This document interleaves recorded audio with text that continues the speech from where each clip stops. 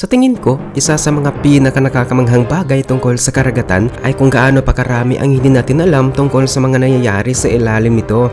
Maraming tao na ang nagkakaroon ng pagkakataon na sumisid sa malalim at misteryosong bahagi ng dagat at nakakita ng iba't ibang kakaibang nilalang, pero dahil napakalawak ng karagatan, mahirap isipin na lubusan itong matutuklasan ng tao at malalaman ang lahat ng sekreto nito.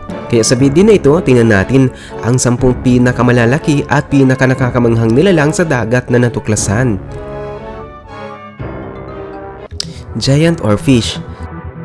Nakakita na tayo ng isa sa pinakamabigat na isda sa mundo, pero paano naman ang isa sa pinakamahaba? Ito ang Giant Oarfish, isang uri ng isdang parang laso ang hugis.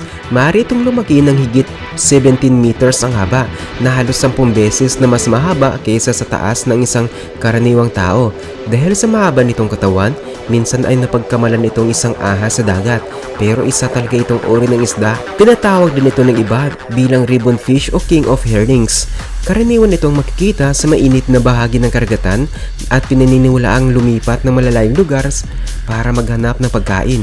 Minsan itong lumalangoy ng patayo at minsan naman ay gamit ang palikpik nito sa likod. Kahit napakalaki nito, hindi ito kumakain ng malaking hayop.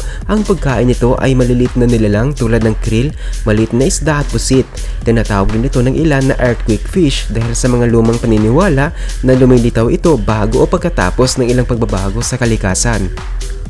Ocean Sunfish. Ang ocean sunfish o kilala rin bilang mola-mola ay isa sa pinakamalaki at pinakamabigat na uri ng isda na may buto sa mundo. Maaari itong lumaki ng higit 3 metro ang haba at umabot sa timbang na mahigit 2,000 kilo. Isipin mo kung gaano kalaki ang isang ganitong isda kapag nakita mo ito sa dagat. Matatagpuan ang mola-mola malapit sa mga baybayin ng mga bansang tulad ng Chile, New Zealand at South Africa. Sa ilang lugar gaya ng Japan, Korea at Taiwan, itinuturing itong isang espesyal na pagkain. Ngunit ang mola-mola ay kabilang sa mga uri ng hayop na kailangang protektahan dahil maaring bumaba ang kanilang bilang kung hindi magiging maayos ang kanilang kalagayan sa kalikasan. Dahil dito, may ilang bansa na nagpapatupad ng mga patakaran upang mapangalagaan ang malaking nilalang na ito. Sa kabila ng laki nito, ang mola-mola ay isang mahinaon at hindi mapanganib na isda para sa tao. Giant Sea Star. Ang mga sea star ay mga nakakaakit na nilalang. Madalas natin silang makita sa mga larawan ng mga taong bumibisita sa mga dalampasigan. Pero mas mabuti na rin na hayaan silang manatili sa kanilang natural na lugar at huwag basta hawakan. Madaling makita kung bakit maraming tao ang umahanga sa kanila. Ang kanilang hugis star at kakaibang anyo ay talagang espesyal, pero nakita mo na ba ang pinakamalaki sa kanilang uri? Ito ang tinatawag na Giant Sea Star. Matatagpo nito sa mabatong bahagi ng kanlurang baybayin ng North America mula Southern California hanggang British Columbia. Makikita sila malapit sa mababaw na bahagi ng dagat. Maaari silang lumaki ng hanggang 2 talampakan ng haba. Ang kulay nila ay maaaring mula kay manggi, pula at minsan ay kulay ube rin.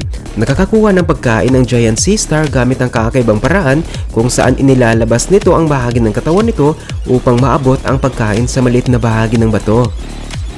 Japanese Spider Crab. Gusto mo ba ang mga gagamba at alimango? Maraming tao ang may iba't ibang reaksyon sa mga hayop na ito, pero paano kung pagsamahin ang itsura ng dalawa? Ito ang Japanese Spider Crab, isa sa pinakamalalaking nilalang sa karagatan. Maaari itong umabot ng halos 3 metro ang lawak kasama ang mga paa nito.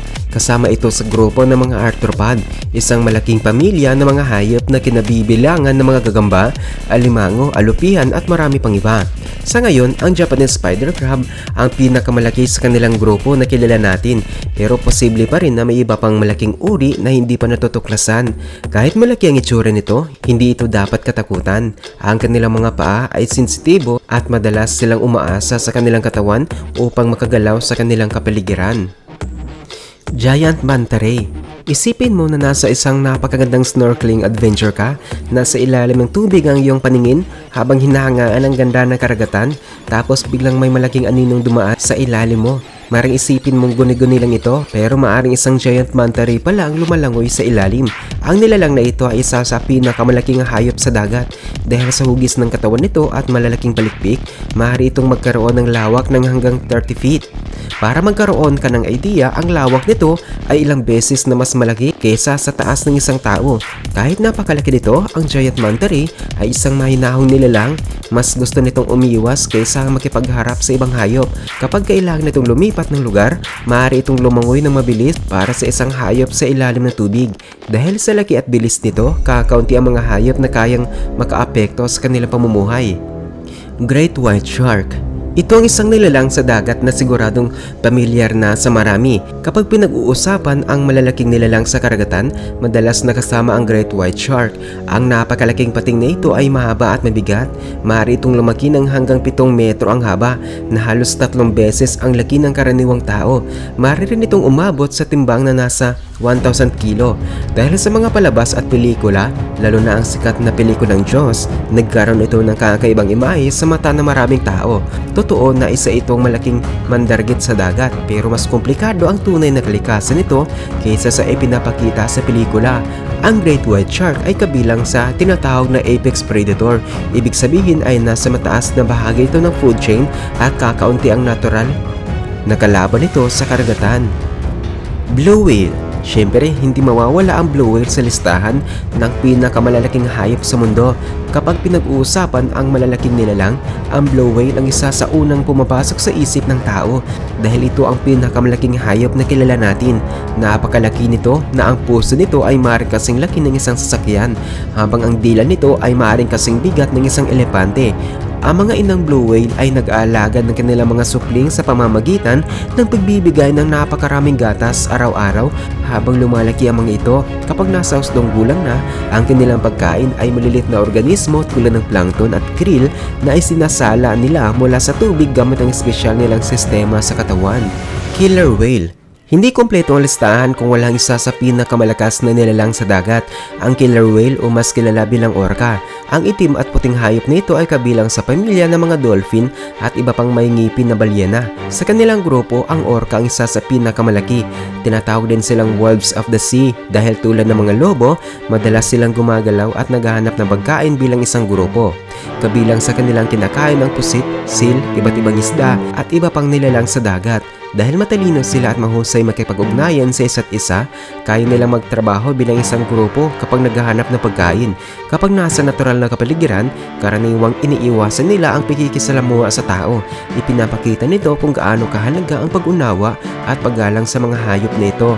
Sa paglipas ng panahon, maraming lugar ang nagsimulang baguhin ang paraan ng pagpapakita ng mga orca upang mas mabigyang halaga ang kanilang natural na pamumuhay. Fin whale. Kilala rin bilang finback whale. Ang hayop na ito ay isa sa pinakamalaking nilalang sa mundo. Mahaba at payat ang katawan nito at meron itong dalawang pangunahing uri na matatagpuan sa iba't ibang bahagi ng karagatan. Makikita ang fin whale sa iba't ibang lugar mula sa mainit na bahagi ng dagat hanggang sa malamig na karagatan. Sa kasamang palad, tulad ng ibang malalaking balyena, naapektuhan din ang kanilang bilang dahil sa mga gawain ng tao noon. Ngayon, isa sila sa mga uri ng hayop na nangangailangan ng proteksyon. Ang nakakatuwang bahagi ay kahit napakalaki ng fin whale, hindi ito isang mapanganib na hayop para sa tao. Sa karagatan, isa sa ilang hayop na kayang makipagsabayan sa laki nito ay ang orca. May ilang naitalang obserbasyon kung saan nakita ang mga orca na nakikipag-ugnayan sa malalaking balyena. Ipinapakita nito kung gaano kaiba at nakakamangha ang mundo sa ilalim ng dagat. Ang ichthyosaur. Alam natin na ang blue whale ang pinakamalaking hayop na nabubuhay ngayon, pero may natuklasan ang mga siyentipiko ng isang sinaunang nilalang na maaaring mas malaki pa. Noong 2018, isang grupo ng mga paleontologists sa England ang nagpakita ng kanilang natuklasang fossil ng isang malaking nilalang sa dagat. Ang hayop na ito ay may hugis na parang dolphin at ayon sa mga pag-aaral, kabilang ito sa mga sinaunang nilalang na kumakain ng ibang organismo sa dagat. Bagamat bago pa lamang pinag-aaralan ng ilang detalye tungkol dito, nakakatulong ang mga fossil nito upang mas maintindihan ng mga siyentipiko kung paano nagbago ang mga malalaking nilalang sa karagatan. Nakakatawang isipin kung ano pa kaya ang mga bagong tuklas na matatagpuan natin tungkol sa sinaunang mundo ng dagat.